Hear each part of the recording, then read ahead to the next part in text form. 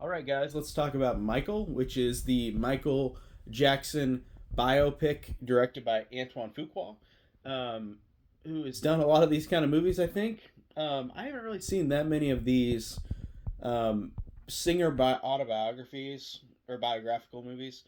And this one I did not know what to think going into this because I like Michael Jackson's music, but I don't know much about him as a person, besides the obvious controversial things that were in his life that happened in his life.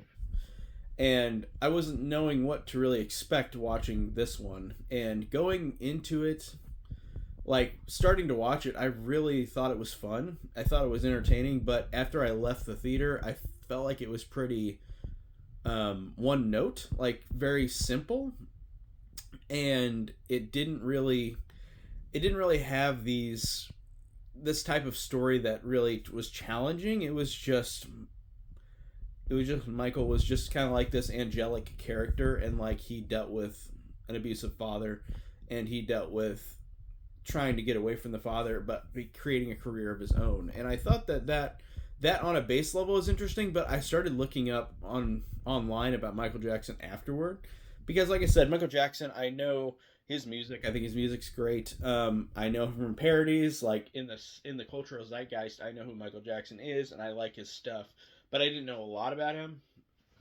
Like I've seen The Wiz, which I thought was kind of a weird movie, but I thought it was interesting seeing him before in that movie, even before The Nose Job, I believe, in that one.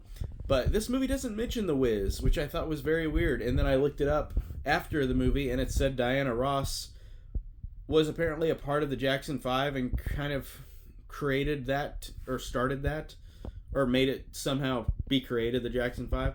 But she's not in the movie and not mentioned at all. And apparently there's like some legal like thing with it, which is weird. I don't know what that means.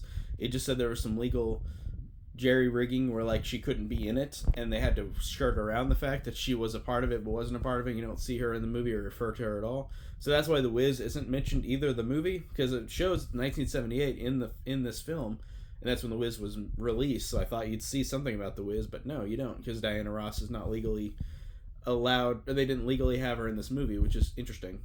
As well as Janet Jackson, who I guess per her wishes did not want to be a part of this, so she's just not in the movie. Her character does not exist in this movie, which is very interesting. That part of the family is not in the movie. But I will say that the main character, the actor Jafar Jackson, Michael Jackson's nephew, I think is really good in this. I thought that he was really selling this character, and from what I've seen of clips of Michael Jackson, it looked pretty good, or his music videos, it looked pretty accurate, and I really thought the authenticity of that worked pretty well. The dad, Joe, who's just the abusive dad, um, Coleman Domingo is the actor. He does an awesome job in this, and I really liked him. He was scary, he was intimidating, he was funny. Um, he was an asshole. Like I liked that character and that performance of that character. Um, he brought a lot to it, and I think that all the other ones are fine. Like Nia Long's good, but she doesn't have as much. But she has some good lines. Being the mom of Michael, I thought that she was good in those moments. But the other members of the Jackson 5 are just kind of in the background. They're not very put in the movie much. There's really not much to them. But I think that this movie does a great job with being like a spectacle. Like this is a spectacle movie, and these characters, while being kind of one note and very very simplified, because I looked up, like I said afterward, I looked up more information about Michael Jackson in this time period alone, and there was way more that I didn't even know about.